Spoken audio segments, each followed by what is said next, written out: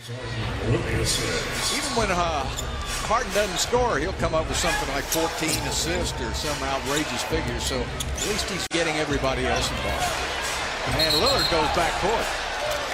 How about that defensive effort by Pat Beverly? And Beverly wanted the basketball, and he and Lillard start pushing around, and then a technical foul on Beverly. So Pat was doing okay until he reached out and pushed Myers-Leonard. Yeah, the defensive effort by Pat was great up until the whistle. And then once the whistle blows, Pat's got to stop. Back up.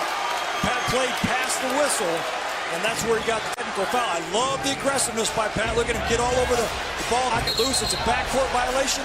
Now right there, he's got to stop. Let's see, he's trying to get the basketball from Lillard. And then a little push right there on Leonard, and that's the team.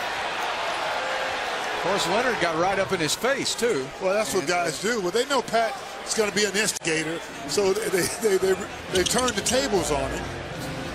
And Pat's got to be a little bit more under control. So the officials are going to look, I guess, since the elbow was extended, they're going to look to see if they can call something. How about Damian Lillard not being on the All-Star team? Yeah, what do you think about that? All the great guards in the Western Conference, Chris Paul, Westbrook, Steph Curry, I mean, Tony Parker, it's tough. And now Wall, and some of that frustration coming out now with Marcus Smart. That's sheer frustration on the part of John Wall.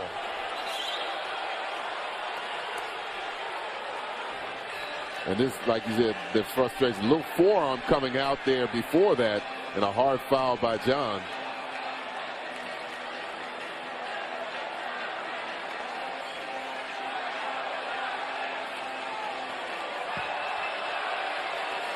It appears that they're going to call a flagrant foul 2 on John Wall, which is an automatic ejection. And I'm told a technical foul on Marcus Smart. Well, there's Udry for. That's the second team foul already on the Nets. Udry, the pull-up jumper doesn't go. Rebounded by Scola. This time it's Booker and Baines. Booker and Baines. Derek Collins gets in between them. Baines and Booker exchange words.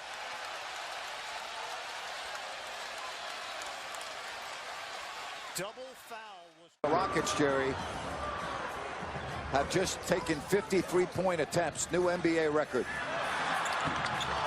And it's taken by Capella, and that should do it. 21 of 50 for the Rockets. Now watch DeMarcus here, just gets his feet set. Look at the beautiful rotation on the ball. Right on track. DeMarcus just put an amazing shooting display on. And unfortunately for Cuz and the Kings, Harden and Eric Gordon kind of answering. Here's Beverly and Cousins, not close personal friends.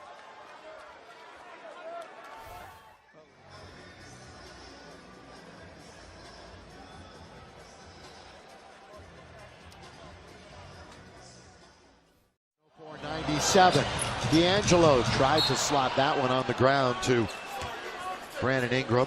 16 to shoot. Ball out of bounds. Tyson is still talking to, they're getting a double technical. They finally realized that they better separate those two young men. Tyson still going after Julius. Didn't see what occurred to irritate Tyson so much. But they were really going at it. This is after the fact. This is after the offensive foul was called on Tyson Chandler. So there were some. And that lead at 20 as the Thunder has reeled off 16 unanswered points, and Adams with another bid for a steal. Westbrook and Dragic sliding on the floor. Russell last touched it. Miami is going to take the ball inbounds from underneath its own basket. Wow. A little bit of Russell hustle.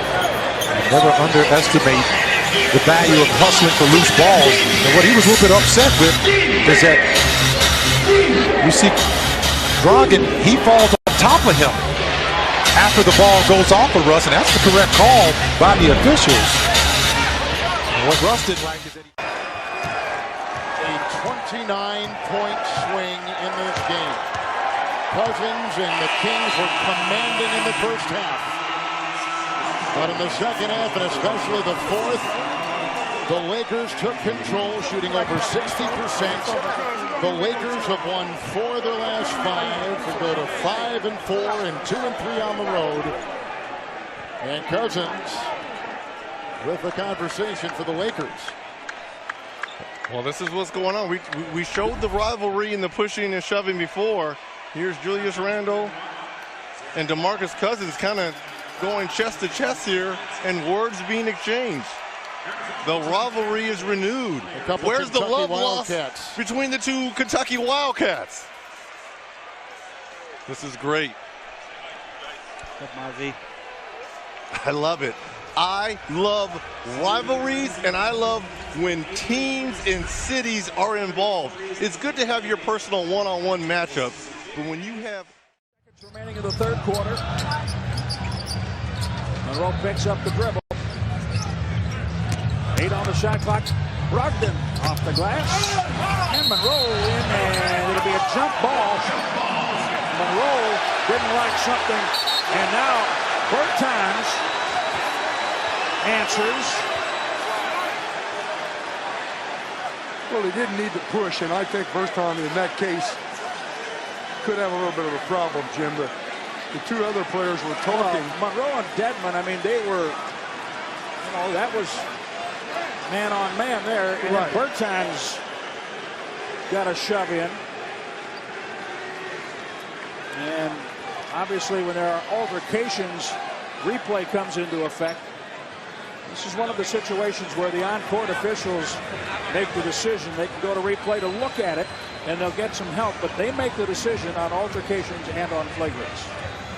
Well, when you come up and punch a guy kind of in the chest when they've stopped and they're talking, I think that's a bit on the aggression side. We'll see what happens. Well, Monroe didn't like the elbows. He got a double elbow, a swing, boom, boom from Denman, and then Bertans comes in, and that's what they will look at. They'll look at everything. And the coaches, boom, and he got him once before that with the elbow, and Moose didn't take kindly to it, and then Bertans in support of Dedmon, and then Beasley. So Beasley's in there too. You got to be in there for your guy, but Bertans didn't have to do what he did. They were just talking, and it was dead. So they just checkmate, huh? Yeah. Also, Bertans gets two.